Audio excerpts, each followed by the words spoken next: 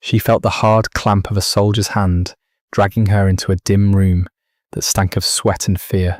The boards underfoot were cold and unyielding, marked by more than sorrow. In that instant, Nari's mind slid back to how it had truly begun.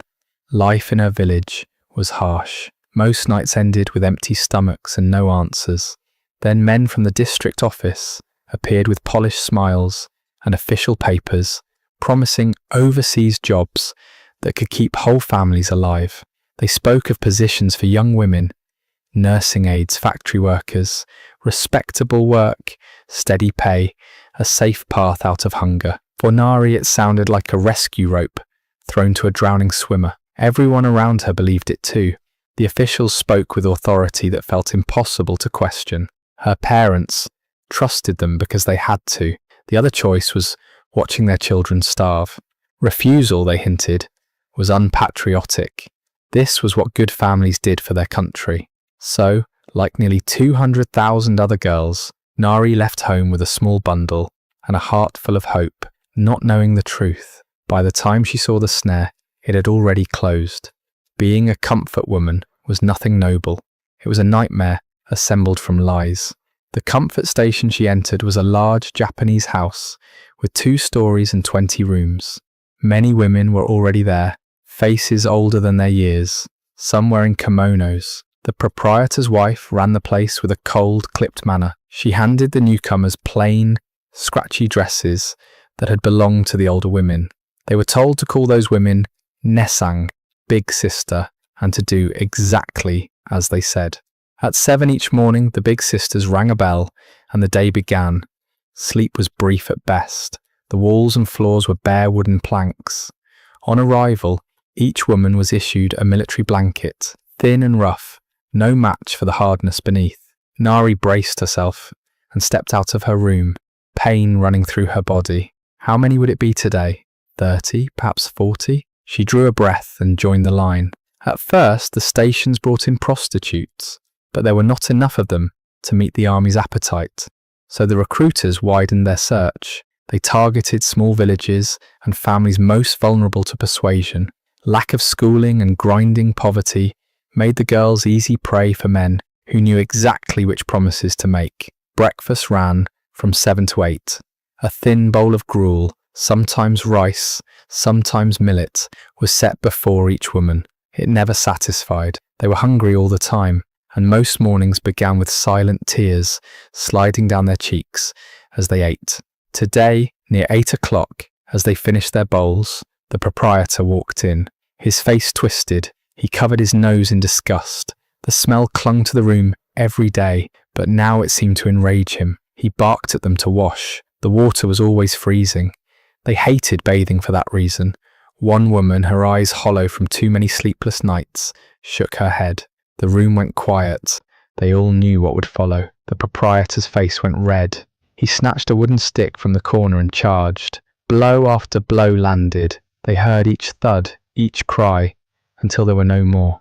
She collapsed to the floor and went still. The others did not move. Fear nailed them in place. The sourness in the air seemed stronger now, edged with a faint hint of blood. The proprietor tossed the stick aside and stormed out. Some women shrank into the corners and tried to finish eating through tears. Most stared at the motionless body. The dirt under Nari's feet felt cold and gritty. As she edged closer, she knelt, hands trembling, and touched the woman's shoulder. She could not tell if the woman was breathing. One of the big sisters rushed in and ordered them to carry her to a room, out of sight, away from attention. From 8 to 9, they took turns washing clothes in cold water. Fingers numbed as they scrubbed. Some stains never came out.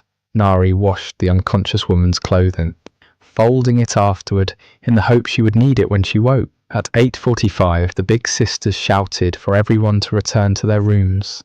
They obeyed. They always did. Refusing brought punishment, beatings or worse, and the punishment was swift. They lived with constant fear of being hurt. Unlike some, Nari had not been beaten by soldiers, but the owner had struck her often. A few women had tried to escape. They were always found.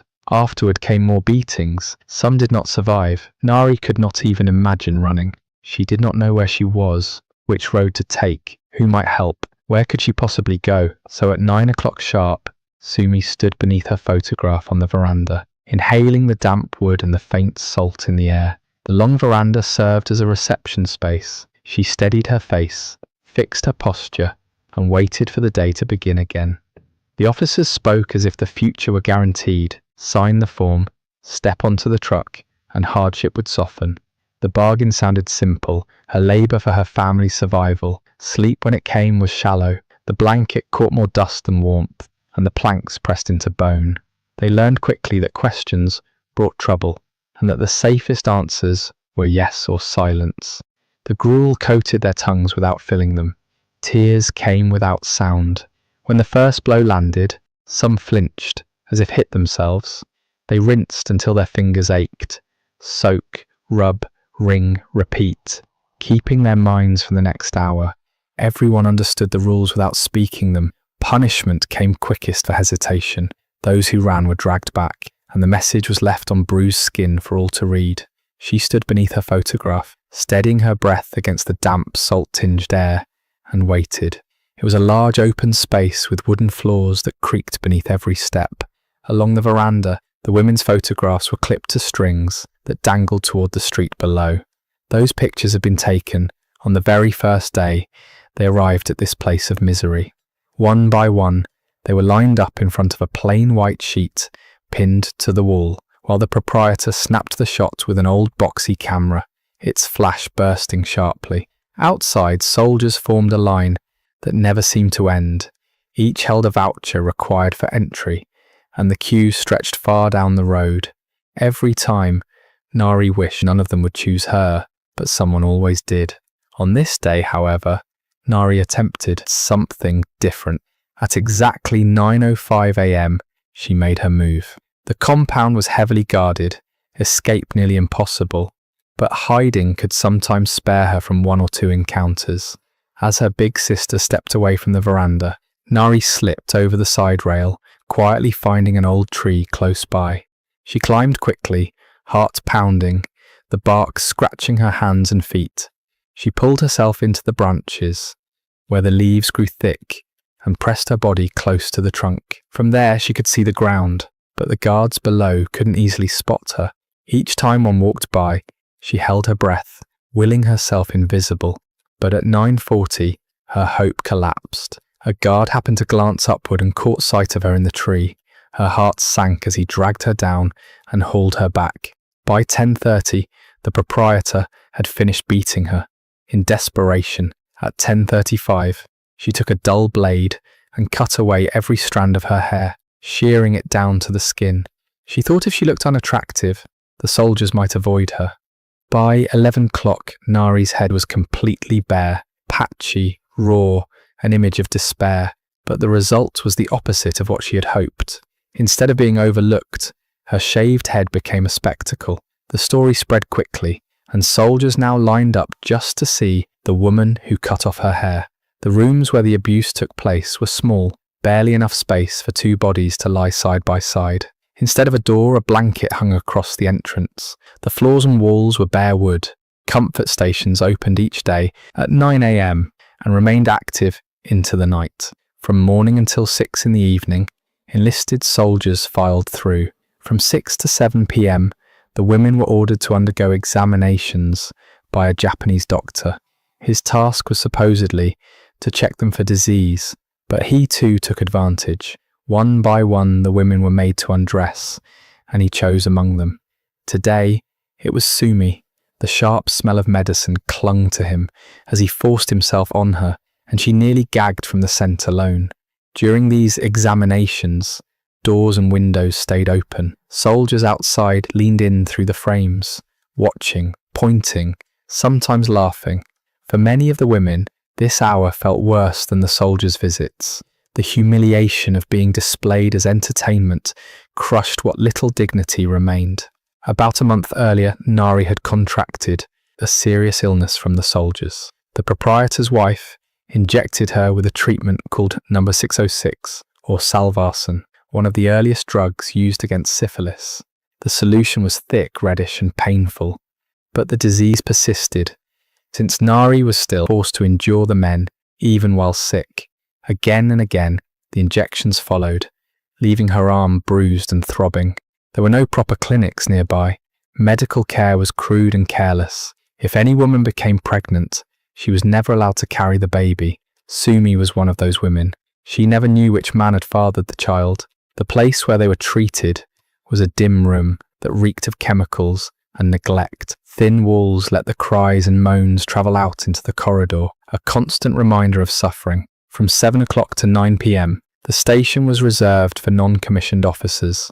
Their turn was separate, a different kind of cruelty. But today, at exactly 2:02 p.m, the routine was broken. Planes thundered overhead, the sky roaring with engines as bombs struck nearby. Air raids were frequent, sometimes multiple times, in a single day. Sirens wailed. Guards shouted at the women to move, forcing them into the thickets as explosions shook the ground. They stumbled through underbrush, branches clawing at their arms and faces, clothes torn. Nari's heartbeat thundered in her ears, nearly drowning out the blasts. During the desperate flight, hunger clawed at her. At 2:15, she spotted a field of sugarcane. Too weak to think, she tore at the stalks, sucking out the sweet juice for a moment of relief. But the moment ended violently. A guard caught her, yanking her to the ground. The beating that followed was savage, her second of the day. She trembled, not just from pain but from terror. Another woman helped her back up as they were herded toward the caves. Nari could barely walk, her legs refusing to carry her. The woman spoke in Korean, urging her to move. The words gave Nari a flicker of strength, but speaking Korean was forbidden. A guard noticed the whispering. Whether or not he heard the words didn't matter. He lashed out, striking the woman hard across the head. The roar of bombs filled the air, but his blow was clear enough. That single act was punishment enough for daring to speak her native tongue. The punishment came instantly, harsh and merciless.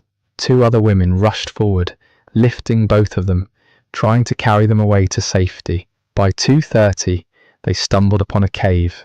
Its entrance gaped wide and menacing, the inside damp and smelling of wet earth. Everyone, soldiers and women alike, crouched together inside, barely breathing.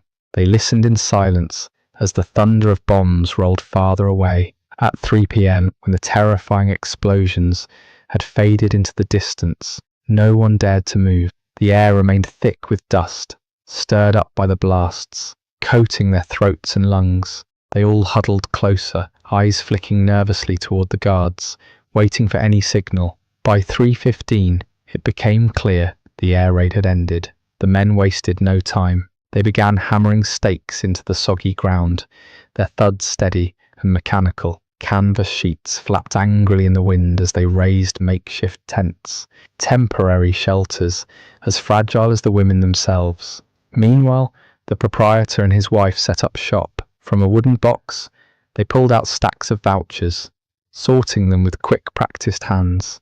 The wife barked at the soldiers, her sharp voice cutting through the tense silence as she ordered them into line. Weary and filthy from battle, the soldiers shuffled forward, handing over vouchers eagerly, ready to claim their so-called comfort. The women stayed close together, trying to vanish into the shadows. None dared to raise their eyes, their heads bowed, their bodies taut with dread. The proprietor marched toward them and grabbed one woman by the chin, yanking her face upward. He twisted it cruelly under the dim, flickering light, displaying her like livestock at market. Her lips were cracked, swollen, and caked with dried blood, a silent testament to her suffering. She winced, fresh pain flashing across her bruised face, but his grip only tightened. Then suddenly, one soldier stopped in front of Nari. She was barely conscious, still weak from the beating earlier. Without hesitation, he pointed at her, as though choosing food from a stall. At 4 o'clock, the shrill voice of the proprietor's wife jolted Nari awake. She demanded that Nari crawl to a nearby tent, but Nari was too frail to rise. She dragged herself slowly across the ground, her limbs trembling. Impatient, the wife began kicking her legs and ribs, until one of Nari's elder sisters pulled her into the tent. Since no doctor would be coming that day, the hours from 4 p.m. to 7 p.m. were reserved for enlisted soldiers. The tent swayed violently in the wind, collapsing now and then, but the men ignored it. They went on with their visits, oblivious to the chaos or the silent tears of the women. Most were young, barely 19 or 20, the same age as those they tormented. A non-commissioned officer entered Nari's tent. He said something to her. She thought it was her name. Though she barely knew Japanese, after a year of this life, she understood bits and pieces. Still trembling, she shook her head, silent. Her refusal seemed to excite him more. He loomed over her, inspecting her like an object. Time was up. The soldier left, smirking. Nari curled her arms around herself, seeking a comfort that never came. Men entered one after another. She lost count of how many. Because of the day's air raids, the proprietor and his wife pushed harder to maintain profits. The women never saw a single coin. Just after 10 p.m., the tent flap opened again. The final soldier of the night entered. His uniform was clean but bore faint traces of soap and gunpowder. His boots squished softly in the mud beside her blanket. His voice was low, almost hesitant, as he asked if she remembered him. Nari blinked, trying to recall his face, but it blurred into the countless others. She shook her head faintly. He sighed, a sad smile tugging at his lips as he sat beside her. He explained he had been with her twice before. Without meeting her eyes, he removed his uniform and confessed he was a kamikaze pilot. Later that night, he would fly his final mission, never to return. Before that, he wanted to be with Sumi one last time. She froze, the weight of his words pressing down. Then, softly, he began to hum a quiet tune, careful not to be overheard. Through his song, Sumi discovered where they were, Hsinchu, Taiwan. All this time, she hadn't known. Before leaving, the soldier stood, his figure outlined in the doorway. He reached into his pocket and gently pulled something out. He handed a small photograph of himself, its edges worn and frayed. Along with it, he gave her his toiletries, things he said he would no longer need. They carried his scent, a sharp mix of mint and sweat. As he stepped away, Sumi gripped the little photograph tightly. It was the first flicker of kindness she had felt from a man since being forced into this life. She lowered herself back onto the cot, the coarse fabric of the military blanket scratching against her skin. By 10:35 p.m., the proprietor and his wife had gathered the women and began driving them toward the comfort station. The path wound through the jungle. It was dark, oppressive, and full of menace. The big sisters barked orders and shoved the women forward. The forest seemed alive, its shadows pressing in on them, watching. They clung to one another, those still stronger helping the weaker just to keep them on their feet. By midnight, they reached the comfort house again. The structure loomed cold and hostile. It was meant to be home, yet felt more like a prison.